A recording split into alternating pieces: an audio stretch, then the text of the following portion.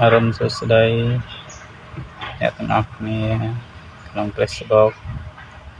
ស្មានណាតើបានញ៉ាំអាហារពេលព្រឹកហើយនៅខ្ញុំមិនបានញ៉ាំទេនេះអូស្ងាត់មែនស្ងាត់ហើយនេះ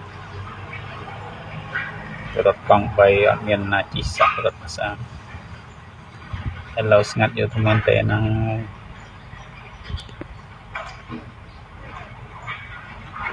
ប្រងបដូរការងារហើយនេះមិនដឹងរកការងារឲ្យធ្វើម្ដងចង់ទៅធ្វើសំណង់ម្ដងតែបងប្អូនណាដែលមានការងារសំណង់អត់សុំចូលធ្វើមួយផងឥឡូវរត់កង់3វាអត់បានចង់ចូលធ្វើសំណង់មានណាទទួលអត់ការងារសំណង់បើមានជួយ